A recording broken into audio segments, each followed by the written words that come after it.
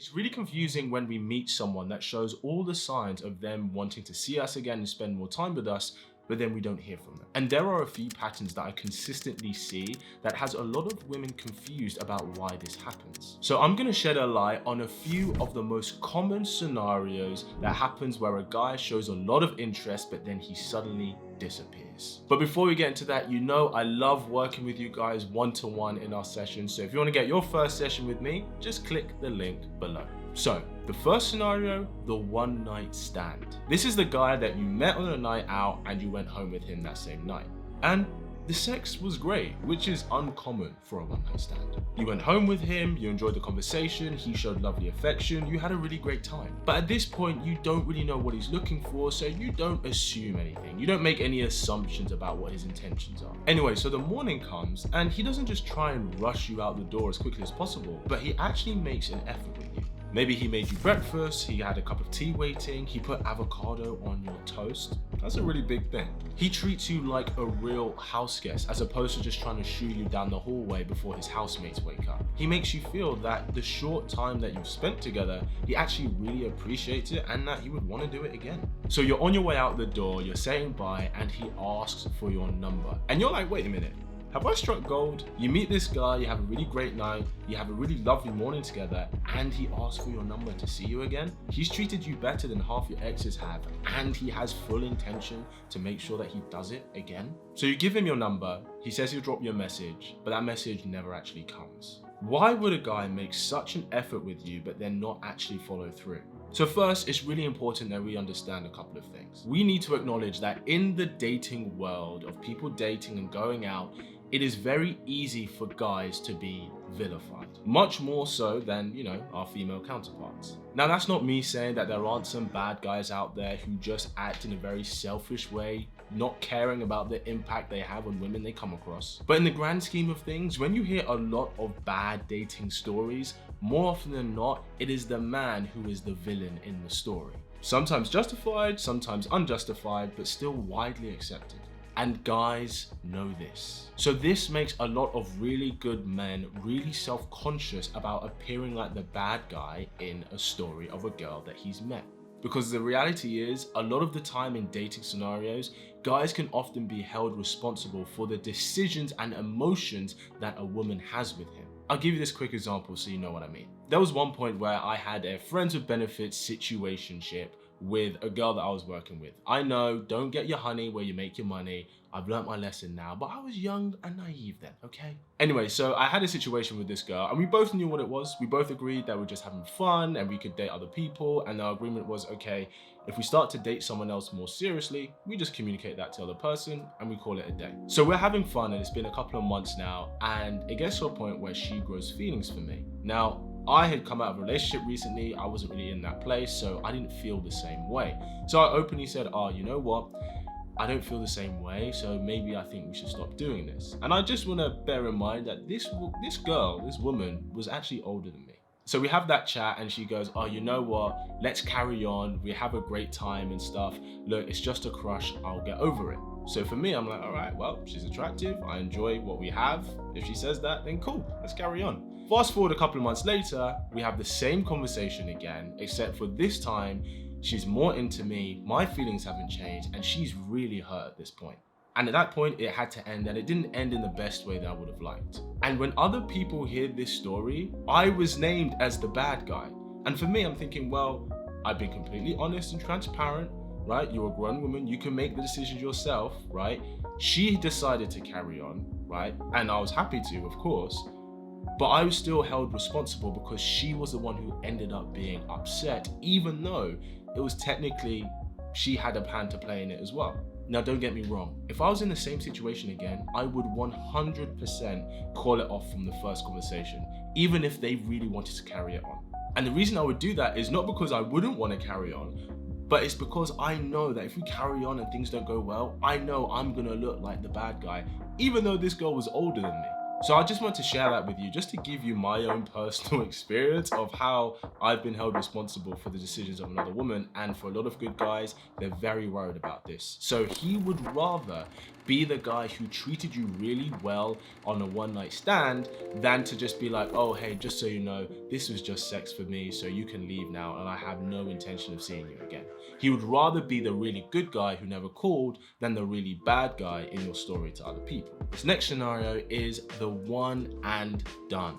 This is the guy who you've been on a few dates with, maybe you've been on a bunch of dates, you've had sex only once, and then his effort for you completely drops off.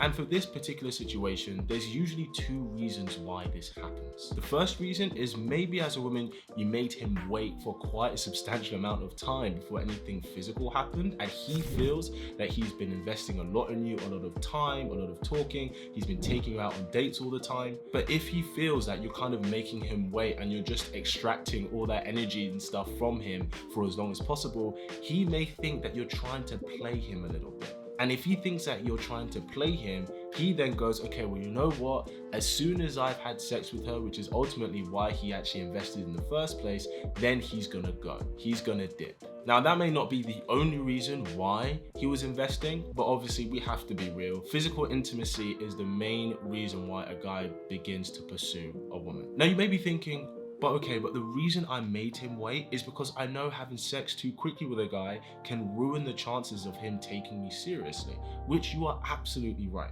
But there's one specific mistake that jeopardizes this entire game plan of yours that I see so many women make. And that is, with the guy that you're waiting to have sex with, it jeopardizes that if you communicate that you have had sex quicker with previous men in the past. And I'll tell you why. This is how men see it. Guys see sexual intimacy with women as the prize, right? Yes, when a guy starts dating you and starts asking you out and starts spending time with you, of course, he may be open to getting to know who you are for something potentially serious, but 90% of his investment is because he is sexually attracted to you. And of course, he wants physical intimacy. Now, if you started dating and you've shown that you require more investment before having that with him, which is a good thing, but then you've communicated to him that you've had sex quicker with guys in the past, he can begin to feel resentful and begin to feel jaded. Because he could think, A, you don't actually like him as much as you need to for this to work out, and he'll just feel like he's constantly chasing your affection. Or B, you're just playing a game with him. You're just using him to enjoy dates, enjoy experiences, but you have no intention of actually having any physical intimacy with him, which is what you know a guy wants. So this can mean that if he feels you're toying with him, he wants to get revenge. And the most savage way for a guy to get revenge in this situation is once he's had sex with you to then completely ghost you.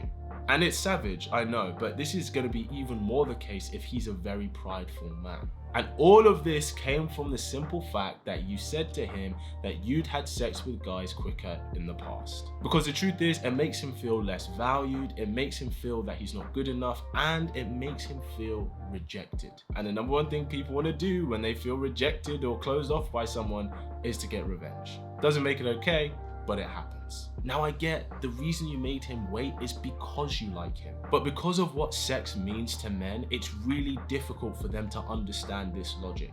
That you can have sex with a guy that you don't really care about really quickly, but then the guy that you really do care about, you kind of make him work for it. So number one tip, if you're making a guy wait, never communicate to him that you've had sex with guys quicker in the past. Just don't do it. It's going to ruin that process and that journey for you, especially if you haven't been intimate yet. And the second reason why the one and done may have happened is because the sex just wasn't good.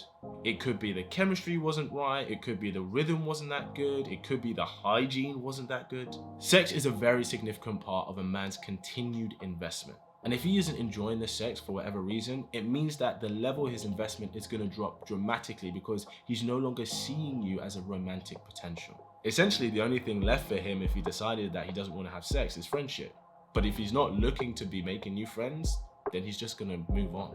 This next scenario is the 180. This is the guy who you've been dating recently, you're hanging out a lot, you're being intimate, and things seem to be going really well. Then out of nowhere, you start to realize that he's not responding as much, he seems to be distancing himself from you, he's not asking to see you as much, which of course makes no sense to you because things were going really well. Why would he pull a complete 180 on you? And in this particular situation, it is the same reason 99% of the time. he has met someone else. Another woman came into the picture that he feels he clicks more with. He may have really liked you and really enjoyed spending time with you, but if he met someone else that he just felt better suited, then naturally more of his investment is going to be going over there and you're going to be receiving less. But because he really likes you and he probably does care about you, which isn't the easiest thing to hear after this, I know, but because he does like you, he doesn't want to have to confront your feelings of letting you know that that's what's happened. So what he does is he takes the tactic of just fizzling things out. Now, a lot of the time women can ask, okay, but how can he meet someone new when he's only dating me? And here's the truth of the matter that you should always assume when you're dating a guy. Unless you are in a committed relationship with a guy, always assume that he is dating other people because he probably is. So one thing I really want you to take away from this video is that there is a difference between a guy liking you and a guy choosing you. When we're confused about someone's behavior, when they're doing things that doesn't make sense to us, we justify it to ourselves by telling us, oh, but they said that they really liked me and they said that they enjoy spending time with me. When really what we should be asking ourselves is, what are the signs that show that he is choosing me? Does he introduce me to his friends? Does he commit to future plans further than a month away? All of these things are signs that he is choosing you, at least in the long term. So keep this in mind, and that's going to help you a lot moving forward. If you're looking for a guy who sparks up your love life, make sure you subscribe to this wonderful tribe. And as always, keep it slick. Pow.